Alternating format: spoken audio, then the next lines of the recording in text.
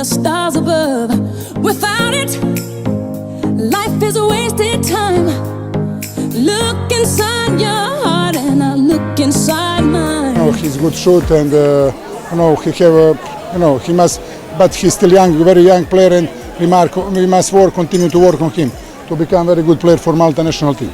Huwa player promising, player li kull age group ta' Neptunes ħallu nuri u kien wieħed mill-aqwa players ta' kull age group. Fin-nazzjonal ma Kallizzo kull age group li kien ukoll kien jidher li Nikolaj ħajsir low kif qiegħed issa player promising.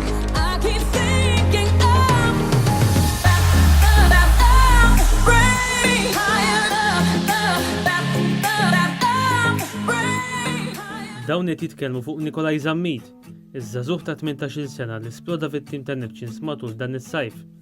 Zammit kiber bħala plejer aktar ma beda jgħaddi l-lob, tant li kien fdat aktar mill-coach tat-tim Jovan Popovic. Nikolaj Zammit beda jibda jkun imsejjaħ fl-iskwadra ta' Neptunes fil-kampjonat tas-sajf ta' sentejn ilu. Sussekwentament, hu kellu aktar minuti fl-ewwel edizzjoni tal-Element Cup fejn anke sab ix-xibka kontra Gżejs Valletta u Sirens. Fil-kampjonat tax-xitwa tas-sena l-oħra, Zammit sab ix-xibka 5 darbiet u fl-istaġun tas-sajf tal-2018 u skora darbtej kontra Gżejs u Sliema.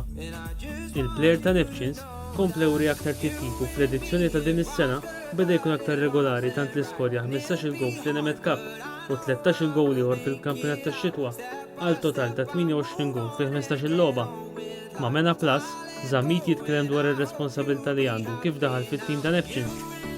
Ila biex tilab ma' Neptunes, ma' ħadd jaf issa b'żewġ barranin iktar u iktar, ma kontx qatt ma immaġinajt li nibda mal-ewwel seba' tal-tim imma naħseb tani ċans il-coach u rejtu x'nista' nagħti għat-tim jiena.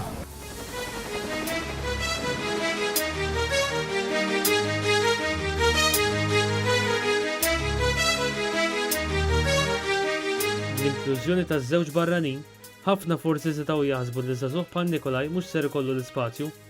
Iżda mhux tal-li hekk, tal-li aktar ma ddew il-lob aktar beda jilgħab u spiċċa anke jibda jkun magħżul mal-ewwel seba' tat-tim u għalaq dan l-istaġun b'25 gowl fl-età ta' 18-il sena. Nistaqsu lil Nikolaj Zammit jippreferi bi plejer barrani wieħed jew aħjar bit-tnejn. Wieħed iktar konna ċans nilagħbu aħna żgħar imma bit-tnejn għandek fejn titgħallem u anke sanna Stevie u Jordan għamlu sena Stevie lu ħafna jitrejna barra u Jordan tela wkoll u titgħallem minnhom ukoll. U aħjar li għax nimprovja wkoll mal-barranin. Nikolaj Zammit jispikka wkoll minħabba li hu xellugi u għalhekk il-pożizzjoni naturali tiegħu idik fuq in-naħa l-emenija tal-pitch. Ħafna jgħidu li minħabba li ma tantx hawn xellugin u vantaġġ għalih biex jilgħab aktar. Iżdu kif jaħsibha? Vantaġġ dejjem għax ma tantx hawn bħalna, imma wkoll ħafna min-nies jgħidu għax tkun xellugi ġitek tajba nitrejna daqs l-oħrajn u mhux għax xellugi ħadd tiġini iktar faċli mill-oħrajn, imma tajjeb li ġejtek xellugi ma tantx hawn. L-assistent coach tat-tim nazzjonali Anthony Farrugia jitkellem ma' Mena Plus dwar l-irwol ta' Nikolaj Zammit fit-tim ta' Neptunes. Il-Neptunes naħseb kienu ilhom minn Michele Stellini ifittxu xellugi u kol ġabu barranin. Issa sabu jekk jibqa' tengot b'dil forma sabu lil da Nikolaj li huwa plejer mhux għax xellugi, ġieli xellugi hemm tilab biex ikollok all-rounder. Huwa xellugi tajjeb, huwa xellugi li jom dedikat għamel 6 xhur is-Serbja ma l-istess coach ta' Neptunes. Jiġifieri it-tifel jidher li jrid u qed iħabbat il-bieb man-nazzjonal. Nikolaj Zammit għandu l-fortuna li ma' Neptunes lab ma' plejers Maltin stabiliti bħal Stevie u Jordan Camilleri, Ellen Borchkow u l-Kapten Nicky Lanzon. Biż-żagħżugħ ta' Neptunes jerfa' kliem sbieħ fil-konfront ta' Lanzon li lab l-aħħar logħba fil-karriera s-sibt li għadda. Nicky Lanzon dejjem għeni, Kapten tuħu gost ukoll traf miegħu issa l-ħajja dis-sena l-klabb mhux ħajkun l-istess mingħajr għax tagħmel żballu jgħidlek tikkalma u jgħidlek x'għamilt ħażin. Tuħu vera plejer u raġel so. Nikolaj Wiben il-veteran ċali Zammit magħruf aħjar bħala Żiemel. Plejer li għadu juri l-kwalitajiet tiegħu saħansitra sa dan is-sajf stess. ċali Żammit kaxkar l-unuri fl-aħjar żmien tal-karriera tiegħu u żgur li jibnu qed jimmira biex jikseb is-suċċessi kif wara kollox diġà beda jagħmel. L-influwenza ta' missieru resqet lil Nikolaj biex jiddeċiedi li l-isport tiegħu u l-water polo mhux il-futbol li kien jilgħab qabel. L-istess Nikolaj jaħares biex fil-karriera tiegħu jilħaq il-livelli ta' missieru. Kull ħaġa li nagħmel biex nipprova nkun tajjeb daqs missieri.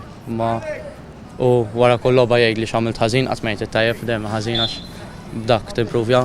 Il-familja tiegħu mhux plejers kienu apparti li kollha kienu fin-nazzjonal u ħadu l-unuri ma' kull klabb. Imma għandhom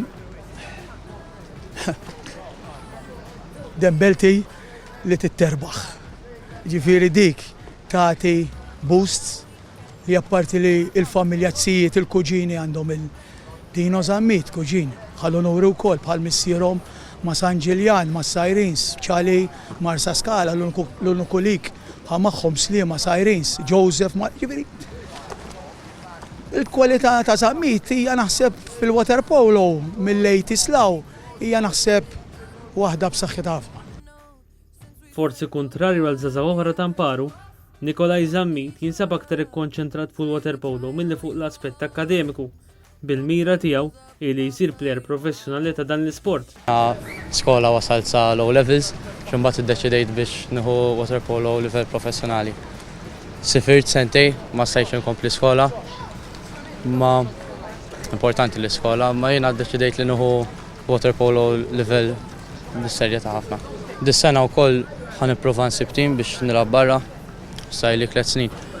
U hekk nixtieq jiena, nħobb ħafna water polo.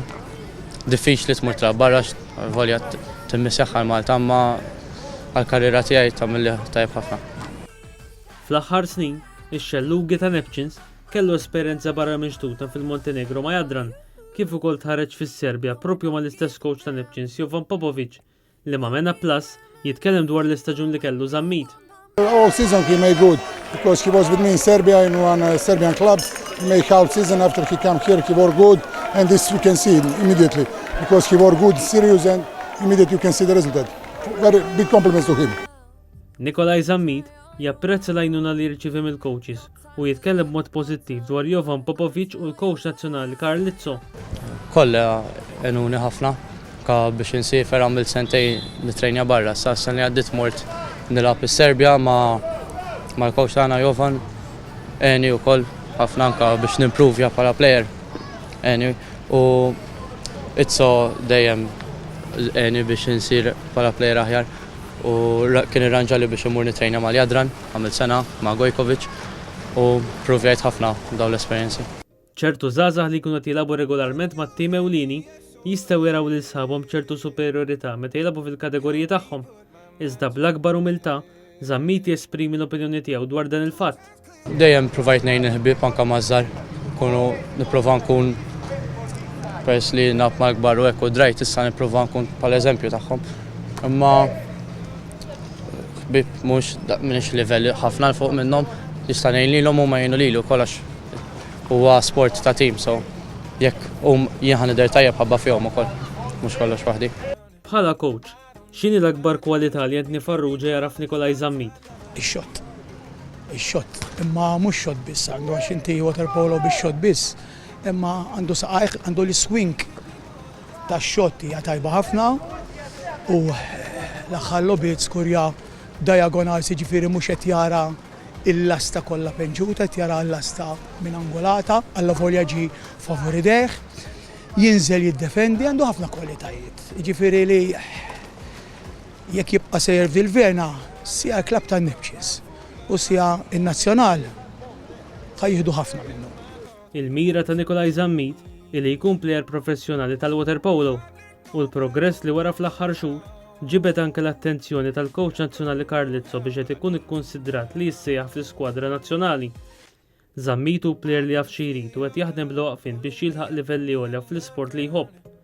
Dan għalkemm u konxu li biex isir plejer professjonali u diffiċli, iżda d-determinazzjoni tiegħu li jirnexxi tista' tagħmlu stilla tal-futur. Tqila biex issir professjonali, imma kif sejjer nibqa' nsifer u hekk hemm ċans kbir li jirnexxieli, imma ukoll ma tafx se jiġri. I can feel your touch picking me up from the underground. Yeah,